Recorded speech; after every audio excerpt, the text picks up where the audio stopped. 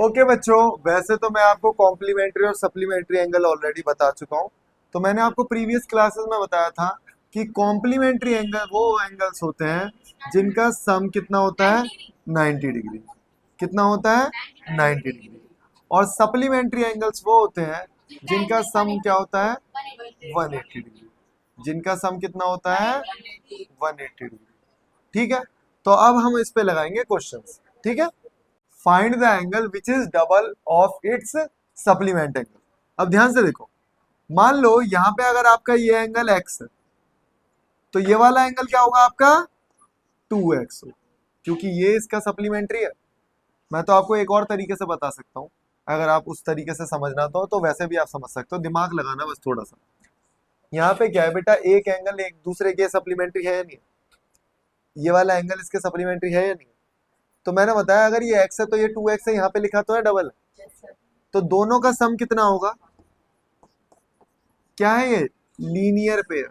दोनों का सम कितना होगा 180। यही तो सीखा हमने सप्लीमेंट्री में। तो 3x is equal to 180 bye 3, और ये आपका आ गया 60 डिग्री। अब दिमाग लगाओ कि अगर मैं इसकी नेमिंग कर देता हूं ए ओ बी और यहाँ पे सी, तो ए ओ सी कितना है 60 डिग्री। तो एंगल एक्स कितना हो गया 60 डिग्री।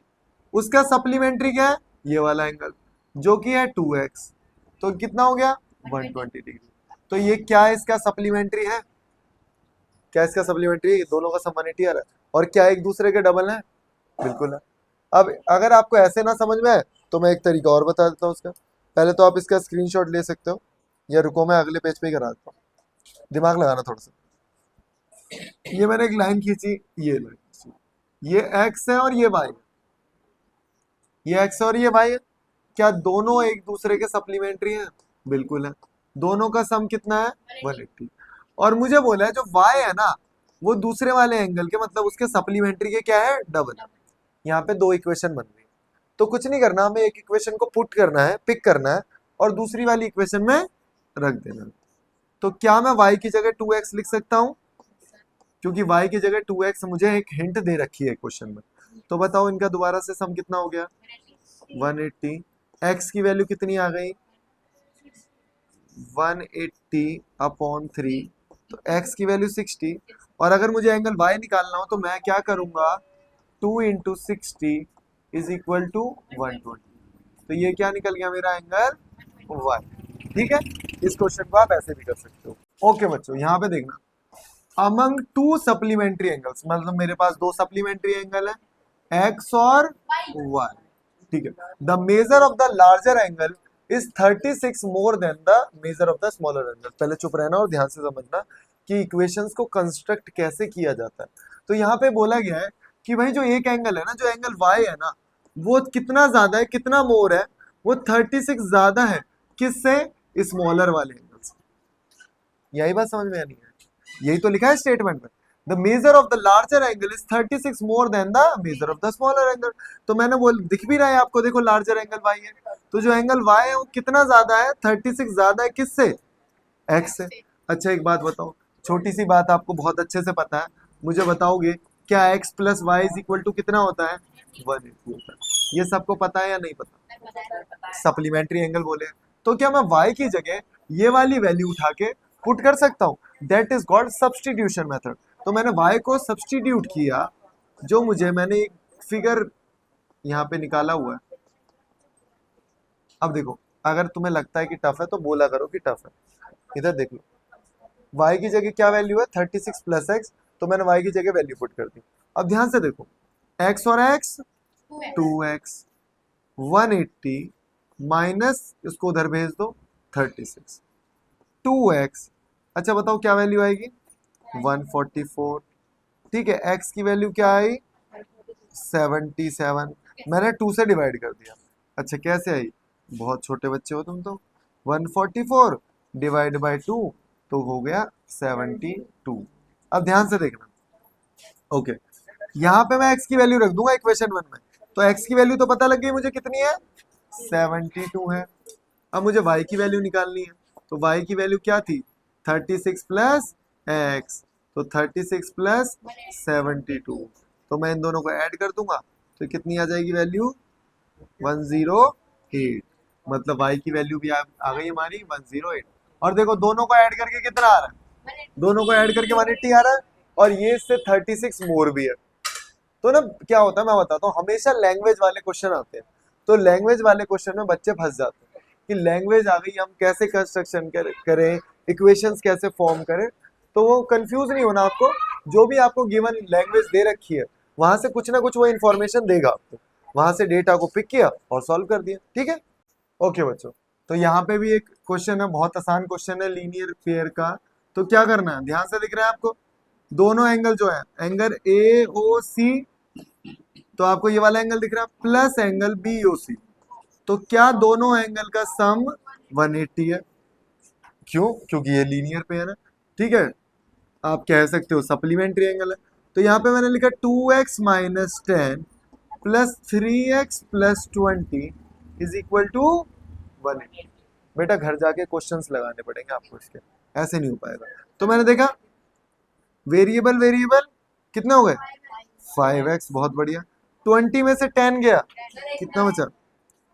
कुछ भी, 20 में से 10 गया, 10 बचा, लेकिन प्लस का लगेगा साइन, साइन किसका लगेगा? प्लस का। अब ये 10 उधर जाएगा, तो 5x is equal to 110 and x is equal to, हाँ तो ये 70 अपॉन 5। ठीक है, तो आप इसे डिवाइड करोगे तो कितना आएगा बताओ? 34। बहुत बढ़िया। अब ध्यान से देखना, बहुत अच्छा क्वेश्चन है। अभी मुझे निकालना है एओसी, एक्स की वैल्यू क्या निकाल चुका हूं मैं? 34। एओसी क्या है, ध्यान से देखो, एओसी है 2x माइनस 10। एओसी कितना है? 2x minus 10। तो पहले मैं 2x की वैल्यू रखूंगा, 2x 34 माइनस 10, तो ये कितना हो जाएगा हमारा? 68 माइनस 10 कितना हो गया? 58। अब मेरे पास दो तरीके हैं, पूछो। बीओसी निकालना है, ये कितना है बताओ, कितना है? 58। अगर ये 58 है तो 180 में से माइनस करके मैं इसको डायरेक्टली निकाल सकता हूँ। कितना आएगा 180 में से? 122। नहीं तो आपको ये तो पता ही है, बीओसी कितना है, अगर आप निकालो 3x प्लस 20, तो 3 इंटू एक्स की वैल्यू क्या है? 34, 20, तो आप इसको ऐड करोगे तो क्या आएगा? 12, बताओ 92। पक्का? 3 3 जा 9, 102, 102 प्लस 20, तो ये आ गया हमारा 122। Be done, be. Easy question था।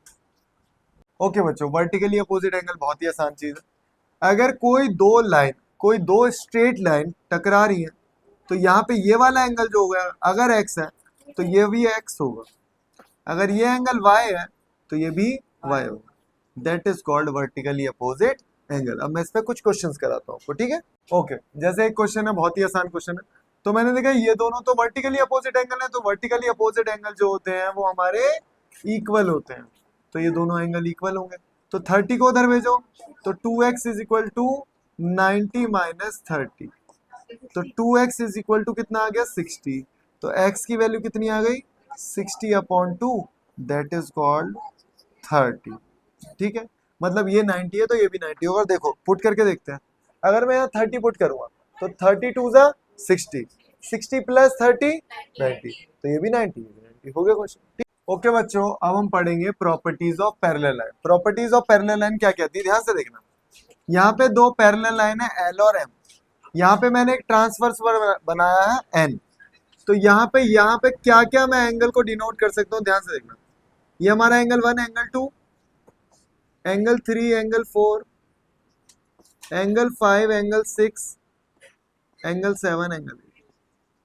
तो आपको बताने कौन कौन से एंगल इक्वल होंगे और क्यों। अब ध्यान से देखना, यहां मैं लिख रहा हूं angle 1 is equal to angle 4, angle 2 is equal to angle 3, ये ऊपर वाले पेयर में।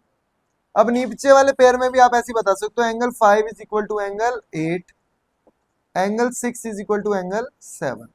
तो ये बड़े सिंपल है, ये हो गए हमारे वर्टिकली, एक मिनट, वर्टिकली अपोजिट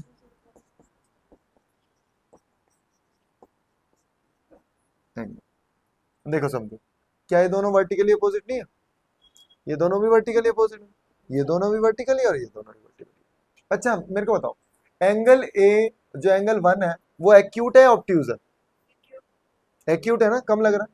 तो कई बार अगर तुम्हें मैं ऑप्शन में दूं, क्या एंगल 1 और एंगल 6 इक्वल हो सकते हैं? तो आप वहां पे देख के बता दोगे कि एंगल 1 और एंगल 6 जो है कभी भी इक्वल नहीं हो सकते हैं, क्योंकि एंगल 1 तो मेरा एक्यूट है और एंगल 6 ऑब्ट्यूज है, तो वो बराबर कैसे होंगे? तो एंगल 1 किस किस के बराबर होगा और क्यों होगा? एंगल 1 बहुत बढ़िया एंगल 5 के बराबर होगा, क्या बात है। अब ध्यान से देखना, एंगल 1 एंगल 5 के, एंगल 2 एंगल 6 के, एंगल 3 सुनो एंगल 3 7 के। अब वही आपने गड़बड़ कर दी, एंगल 3 8 के कैसे बराबर हो जाएगा? ये कैसा है? ऑब्ट्यूज। ये कैसा है? एक्यूट। कॉमन सेंस लगाना, एंगल 4 और एंगल 8। रुको, ये कौन से? देखो एंगल 5 और एंगल 4 कौन सा है? एंगल 5 और ये वाला पेयर बताओ कौन सा स्टेट? Corresponding angle. तो ये हमारे कॉरस्पॉन्डिंग, समझो ध्यान से देखो, जब भी मैं बात करूंगा कॉरस्पॉन्डिंग एंगल्स की, तो कॉरस्पॉन्डिंग एंगल्स हमेशा इस, मतलब अगर मैं बोल रहा हूँ कॉरस्पॉन्डिंग एंगल एंगल 1 किसी के इक्वल होगा, तो एंगल 1 राइट हैंड साइड पे है, तो एंगल 5 भी राइट हैंड साइड पे होगा। ऐसा नहीं है मैं बोलूँ 1 इधर वाले किसी के बराबर हो जाएगा, नहीं। अगर मैं बात कर रहा हूँ कॉरस्पॉन्डिंग एंगल की, कॉरस्पॉन्डिंग का मतलब इधर वाले एंगल इधर वालों के इक्वल होंगे, that is called corresponding angle. तो 1 किसके इक्वल होगा? एक्यूट एंगल एक्यूट के इक्वल होगा ना, 3 7 के इक्वल होगा। अब यहाँ वाले सारे एंगल यहाँ वालों के इक्वल होंगे, तो 2 6 के होगा क्योंकि दोनों ऑब्ट्यूज है, 4 8 के होगा क्योंकि दोनों एक्यूट।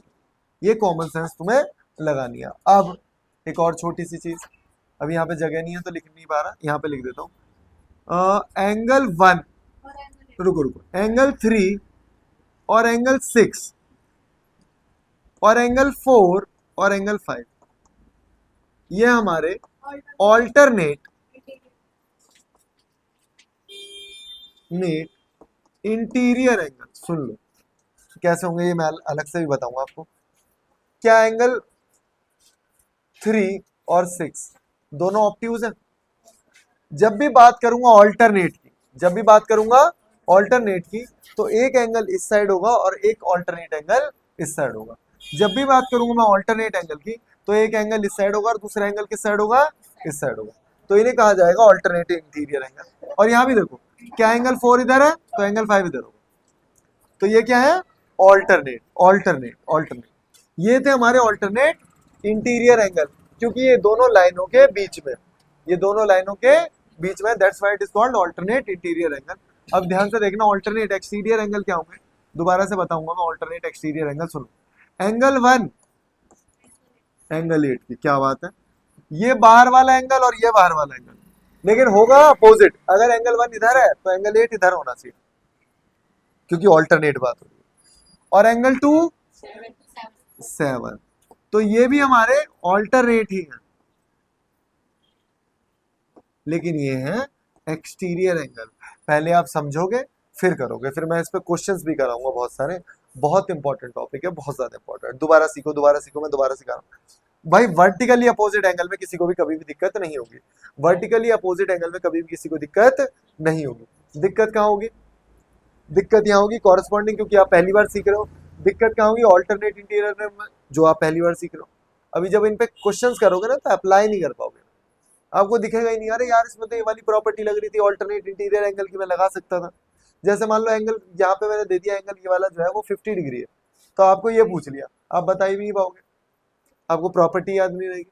तो यही चीजें आपको याद रखनी है, इधर वाला ऑल्टरनेट है तो एक इधर वाला एंगल एक इधर वाले एंगल के बराबर होगा। समझ में आ रही है चीजें? नोट करो।